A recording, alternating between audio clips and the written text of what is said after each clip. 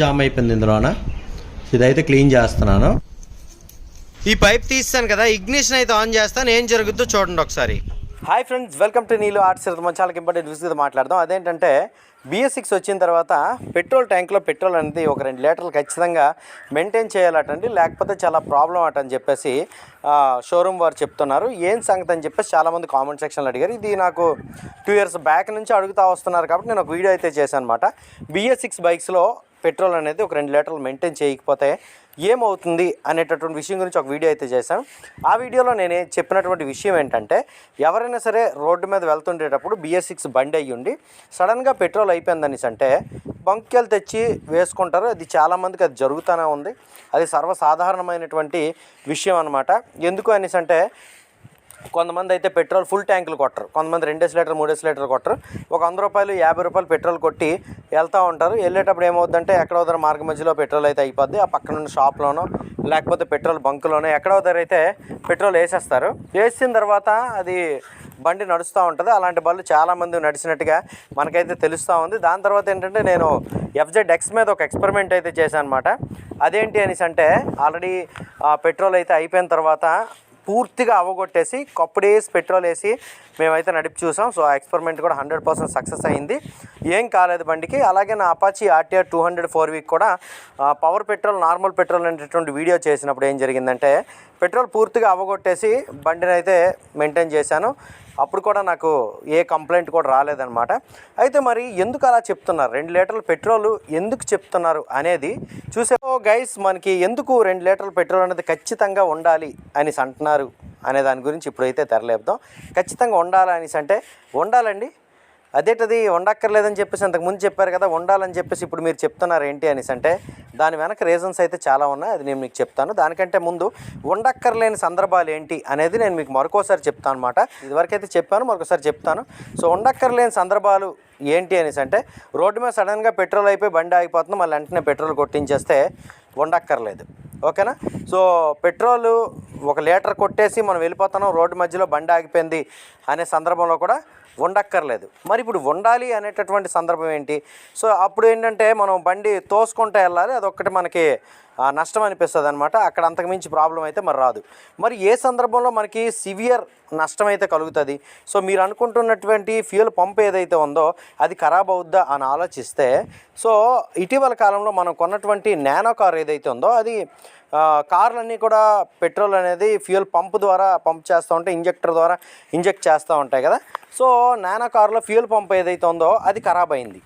So fuel pump ఖరాబ్ అయిందని ఎలా తెలిసింది అనేసి అంటే, మనం సెల్ఫ్ చేసేటప్పుడు గిజ్ గిజ్ గిజ్ గిజ్ గిజ్ గుడ్ గుడ్ గుడ్ గుడ్ అలాగే స్టార్ట్ అయిపోద్ది అనమాట. అలా కాకుండా పంప్ కనుక సూపర్గా ఉందనుకోండి, బాగుందనుకోండి, అప్పుడు ఏమవుతుంది, ఇలా కొట్టగా అని స్టార్ట్ అయిపోద్ది. ఓకేనా? సో ఈ విధంగా మన కార్ లోపల పంప్ అనేది ఫెయిల్ అయినప్పుడు ఏం జరుగుతుందనేసి అంటే, స్టార్టింగ్ అనేది లేట్ అవుతుంది, జర్కింగ్ ఇష్యూ వచ్చేస్తుంది, మిస్సింగ్ ఇష్యూ వచ్చేస్తుంది అనమాట. సో ఈ విధంగా మిస్సింగ్, జర్కింగ్ ఇటువంటి ఇష్యూస్ అన్నిటినీ కూడా మనం తెరలేపాలంటే ఖచ్చితంగా పంప్ రిపేర్ చేయించాలి. సో పంప్ అనేది కొత్తది మార్చేయక్కర్లేదండి, పంప్ అయితే రిపేర్ చేయించుకోవచ్చు. ఇన్ ద సేమ్ వే బైక్స్లో కూడా మనకి పంపు కనుక ఖరాబ్ అయింది అనేసి అంటే మిస్సింగ్ ఇష్యూ వస్తుంది, తర్వాత కింగ్ ఇష్యూ వస్తుంది, వెళ్తుండేటప్పుడు బండి ఆగిపోవడం, ఇటువంటి సమస్యలు అన్నీ కూడా మనకైతే తెరలేపుతాయి అన్నమాట. అలా ఎందుకు లేపుతాయి అనేసి అంటే, ఎక్కువ కాలం పాటు పెట్రోల్ ట్యాంకులో ఫ్యూల్ అనేది మెయింటైన్ చేయకుండా వదిలేస్తాయి. ఫర్ ఎగ్జాంపుల్, ఇప్పుడు పెట్రోల్ ట్యాంక్లో పెట్రోల్ పూర్తిగా డ్రైన్ చేస్తారు, చుక్క పెట్రోల్ లేకుండా డ్రైన్ చేస్తారు. ట్యాంక్ అయితే ఖాళీగా ఉంది, ఎండకి ఎండుతుంది, వానకి తడుస్తుంది. ఇలా తడిసినటువంటి సందర్భంలో మీరు ఈ బండి వదిలేసి 1 నెల రోజులు 2 నెలలు ఎక్కడికో దగ్గర క్యాంప్ వెళ్ళారు, ట్యాంక్లో పూర్తిగా పెట్రోల్ లేనప్పుడు ఏం జరుగుద్ది అనేసి అంటే, ట్యాంక్ పూర్తిగా ఎంటీలో ఉండేటప్పుడు దాన్ని మూత పెట్టేస్తే, సో ఎండెక్కినప్పుడు ఏమవుద్ది, లోపల గాలి వేడెక్కి అది మీదకి వెళ్ళిపోవడానికి ప్రయత్నించేటప్పుడు మీద ట్యాంక్ ఉంటుంది కాబట్టి ట్యాంక్ పై భాగంకి తగిలి అది చల్లబడిన తర్వాత ఏమవుద్దంటే ఆవిరి రూపంలో కిందకు పడుతుంది. కాబట్టి కొంత వాటర్ డ్రాప్స్ అనేవి జనరేట్ అవుతూ ఉంటాయి. మన పెట్రోల్ ట్యాంకులో ఉండేటటువంటి ఫ్యూయల్ పంప్ ఏదైతే ఉందో అది పెట్రోల్ను పంపు చేయడానికి డిజైన్ చేయబడినటువంటిది అనమాట. మన పెట్రోల్ ట్యాంకులో ఉండేటటువంటి ఫ్యూయల్ పంప్ ఏదైతే ఉందో దాని ద్వారా డీజిల్ కనుక మనం పంప్ చేసాం అనుకోండి, పంప్ అయితే ఖరాబ్ అవుతుంది. ఎందుకంటే డీజిల్ని సప్లై చేసేటటువంటి పరిస్థితి అయితే దాంట్లో ఉండదు ఆ మోటార్లో. ఓకేనా? సో ఇప్పుడు పెట్రోల్ ట్యాంక్ లోపల ఉండే ఆ పంపుకి వాటర్ కనుక యాడ్ అయిపోయింది అనుకోండి, సో యాడ్ అయిపోయిన తర్వాత పంపు లోపల మోటార్ ఒకటి ఉంటుందన్నమాట. ఆ మోటార్ కంటే ముందు ఒక ఫిల్టర్ అయితే ఉంటుంది, ఈ వీడియోలో కనిపించినట్టు. ఆ ఫిల్టర్ అనేది మెల్లమెల్లగా డ్యామేజ్ అవుతూ ఉంటుంది. సో ఓకేనా, అందులో ఉండే మెటల్ పార్ట్స్ ఏవైతే ఉంటాయో అవి డ్యామేజ్ అవుతూ ఉంటాయి. ఎప్పుడైతే ఫిల్టర్ ఖరాబ్ అయిపోద్దో, ఆ ఫిల్టర్ ఖరాబ్ అయిపోయిన తర్వాత ఫిల్టర్ అవ్వకుండా మనం పోసినటువంటి పెట్రోల్ ఏదైతే ఉంటుందో, వాటర్తో ఉన్నప్పటికీ నల్లతలతో ఉన్నప్పటికీ కలతలతో ఉన్నప్పటికీ ఆ పెట్రోల్ ఏమైతే పైపుల ద్వారా సప్లై అవ్వాలో ఇది నల్లతలతోనైతే సప్లై అయిపోద్ది అనమాట. కాబట్టి ఇంజెక్టర్స్ ఫెయిల్ అయిపోతాయి, జర్కింగ్ ఇష్యూ అయితే వస్తుంది. కాబట్టి ఏంటంటే 2 నెలలు కానీ నెల కానీ అస్సలు పెట్రోల్ ఒక్క చుక్క కూడా లేకుండా మెయింటైన్ చేసినట్టయితే ఏమవుద్దంటే లోపల ఎయిర్ అనేది వేడెక్కి అది వాటర్ క్రియేట్ చేస్తుంది. ఆ వాటర్ కిందకి వెళ్ళి పంపు దగ్గర అయితే స్టక్ అయ్యి జంగు పట్టేస్తుంది అనమాట. ఫిల్టర్ లోపల ఉండే మెటల్ పార్ట్స్ మోటార్ జంగు పట్టేస్తుంది. కాబట్టి మోటార్ రన్ అవ్వదు, ఫిల్టర్ ఫెయిల్ అయిపోద్ది. ఓకేనా, ఒకవేళ మోటార్ రన్ అయ్యి ఫిల్టర్ బాగున్నటువంటి సందర్భం ఉందనుకోండి, మీ అదృష్టం బాగుండి అప్పుడేమవుద్దనేసి అంటే ఈ పెట్రోల్ మనం ఎప్పుడైతే పోస్తామో అప్పటికి ఈ వాటర్ మిక్స్ అయిపోయి ఇది ఇంజెక్టర్ ద్వారా వెళ్ళక మొత్తానికి జర్కింగ్ ఇష్యూ అయితే వచ్చేస్తుంది అనమాట.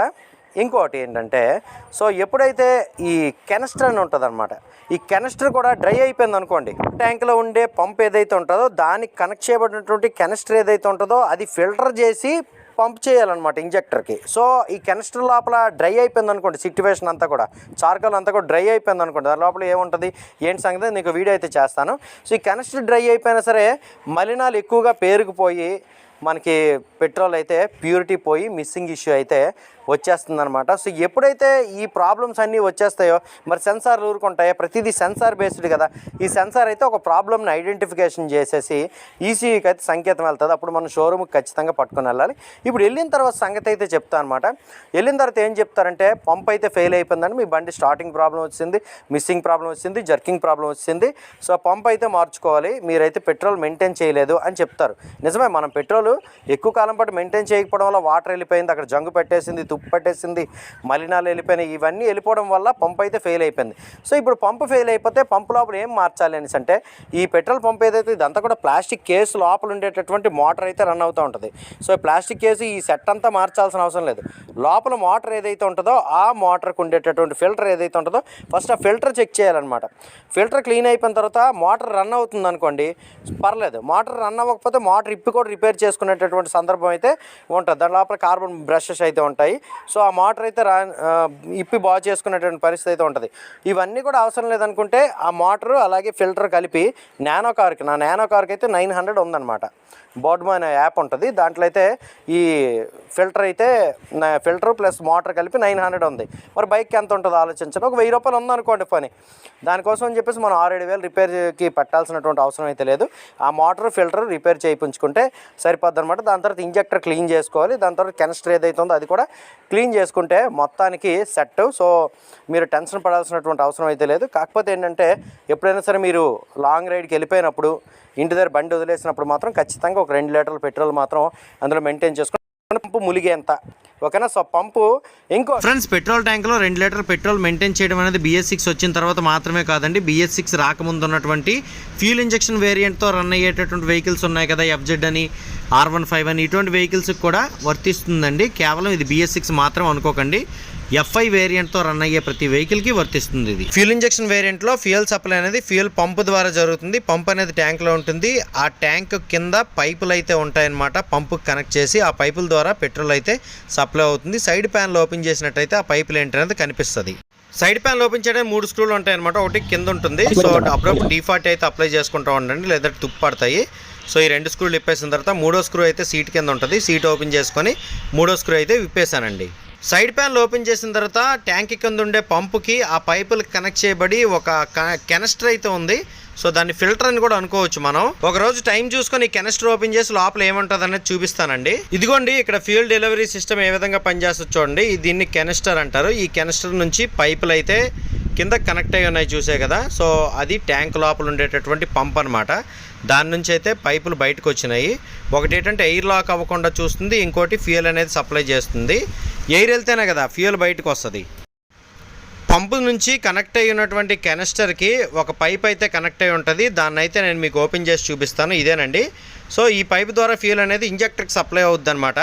అదొకసారి ఎలా ఓపెన్ చేయాలో చెప్తాను. అక్కడ స్విచ్ ఉంది కదా, అది నొక్కినట్టయితే లోపల విచ్చుకుంటుంది. ఆ విచ్చుకున్నటువంటి దానివల్ల ఏంటంటే అక్కడ ఉండే గొట్టానికి అది కనెక్షన్ తప్పబడి బయటకైతే వచ్చేస్తుంది. చూసారు దీని లోపల ఎంత చెత్త పేరుకుపోయిందో. ఈ 43,000 కిలోమీటర్ల ప్రయాణంలో పెట్రోల్లో ఎంత చెత్త అయితే దీంట్లో పేరుకుపోయిందండి. ఆల్రెడీ నా ఫ్యూయల్ పంపు తాలూకా ఫిల్టర్ ఏదైతే ఉందో అది ఖరాబు అయ్యేటటువంటి పరిస్థితిలో ఉండొచ్చు, లేదంటే ఈ కెనస్టర్ ఇదైనా ఖరాబు అయ్యేటటువంటి పరిస్థితిలో ఉండొచ్చు. అందుకని చెప్పేసి ఇంత చెత్త అయితే దీంట్లో పేరుకుపోయింది. సో ఓకేనా,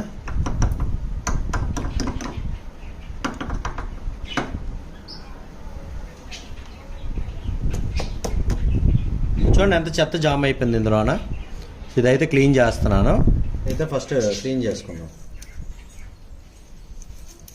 ఈ పైప్ తీస్తాను కదా, ఇగ్నిషన్ అయితే ఆన్ చేస్తాను. ఏం జరుగుద్దో చూడండి ఒకసారి. చూసారు కదా పెట్రోల్ ఎలా కారేస్తుందో. ఇదిగోండి ఇక్కడ నుంచి అయితే మొత్తం అంతా క్లియర్ అయిపోయింది. సో ఇప్పుడు మీకు పెట్రోల్ ఎలా వస్తుందో అర్థమైపోయింది కదా. సో మనం ఇగ్నిషన్ ఆన్ చేయగానే పంప్ యాక్టివేట్ అవుతుంది అనమాట. అది ఇప్పుడు పంపుకున్నటువంటి వైరింగ్ కనుక పీకేసాం అనుకోండి, ఇక్కడ ఇదిగోండి పంపుకున్న వైరింగ్ కనుక తీస్తాం అనుకోండి, మనం ఇగ్నిషన్ ఆన్ చేసినా పంప్ యాక్టివేట్ అవ్వదు అనమాట. ఓకే, ఇదిగోండి ఇక్కడ వైర్లు కనుక ఎలకలు కొరికేసినా సరే ఫ్యూయల్ సప్లై అయితే అవ్వదన్నమాట. ఎందుకంటే ఈ ట్యాంక్ కింద ఉన్నటువంటి పంప్ ఏదైతే ఉందో దానికి పవర్ సప్లై వెళ్ళట్లేదు కాబట్టి. ఇగ్నిషన్ ఆన్ చేసే ఉంది, గుంజన్ సౌండ్ రావట్లేదు. చూసారు కదా, అంటే పంప్ యాక్టివేట్ అవ్వలేదన్నమాట. ఒకటో పాయింట్. సో పంప్ యాక్టివేట్ అయ్యి ఈ పైప్ కనుక కట్ అయిపోయింది అనుకోండి, ఎక్కడి నుంచి కూడా ఆయిల్ లీక్ అయిపోతూ ఉంటుంది. అప్పుడు కూడా మీకు ఫ్యూల్ ఇంజెక్టర్ ద్వారా ఫ్యూయల్ సప్లై అయితే అవ్వదన్నమాట. ఫ్యూల్ ఇంజెక్టర్ లోపల ఉంటుంది. ఓకేనా, సో అదంతా కూడా ఒకసారి ఒకరోజు ఇప్పి చూపిస్తాను ఎలా పనిచేస్తుంది ఏంటి కదా అని చెప్పేసి.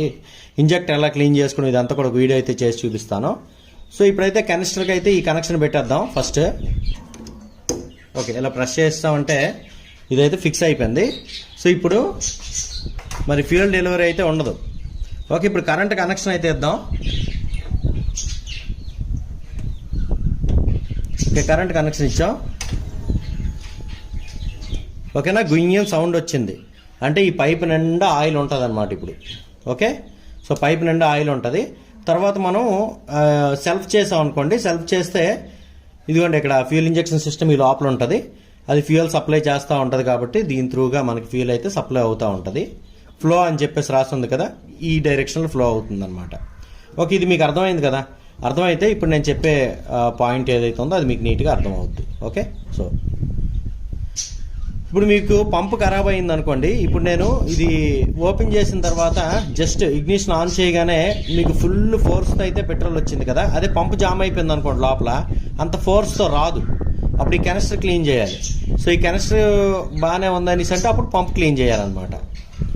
ఓకేనా, సో ఇంత ఉంటుంది అనమాట వ్యవహారం. కాబట్టి ఏంటంటే ఇది నీట్గా ఉంచుకోవాలి, పంప్ నీట్గా ఉంచుకోవాలి అనేసి అంటే ఏం చేయాలో చెప్తాను. ఇప్పుడు వీడియోలోకి వెళ్ళిపోదానండి. ఇంకోటి, పంప్ అనేది పంపు లోపల ఉండే మోటార్ అనేది ఫిల్టర్తో కూడినటువంటి మెటల్ పార్ట్లు కదా అవన్నీ కూడా. సో ఆ మోటారు అలాగే ఫిల్టరు మునిగి ఉండేటట్టు చూసుకోండి. దేంట్లో మునిగి ఉండేటట్టు?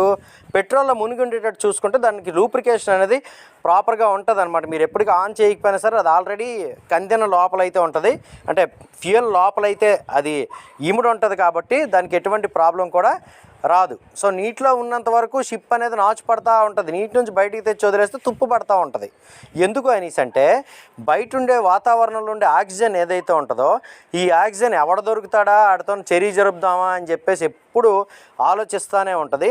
సో ఆ ఆక్సిజన్కి కనుక ఇనుప సామాన్ ఏదైనా దొరికిపోయింది అనుకోండి, లేకపోతే ఇంకేదైనా సరే ఒక సామాన్ కనుక దొరికిపోయింది అనుకోండి, లేకపోతే ఇంట్లో ఉండే వంటలు దొరికిపోయినా సరే అది పాడు చేసేస్తుంది ఆక్సిజన్. ఓకేనా, లేకపోతే ఇంకొక మీకు బెస్ట్ ఎగ్జాంపుల్ చెప్తా. సో లేస్ ప్యాకెట్ ఉంటుంది, అందులో లోపల ఐదు చిప్స్ మాత్రమే ఉంటాయి, 5-6 చిప్స్ ఉంటాయి. అది ₹5. ఎందుకు? ₹5కి 3 బంగాళదుంపలు వస్తే ఇన్ని చిప్స్ అవుతాయి అని అనుకుంటున్నారు కదా మీరు. అలా కాదు. ఆ లేస్ ప్యాకెట్ లోపల ఉండే ఎయిర్ ఏదైతే ఉంటుందో దాంట్ లోపల ఉండే ఆక్సిజన్ని ఆ నార్మల్ ఎయిర్ని తీసేసి నైట్రోజన్ ఫిల్ చేస్తారనమాట. ఈ విధంగా నైట్రోజన్ ఏదైతే ఉందో అది ఆక్సిజన్ ఉండదు. నైట్రోజన్లో ఆక్సిజన్ ఉండదు కదా. వాతావరణంలో ఉండేటటువంటి గాలిలో సో 78% నైట్రోజన్ ఉంటే 21% ఆక్సిజన్ ఉంటే మిగతా 1%లో మిగతా వాయువులు ఉంటాయి.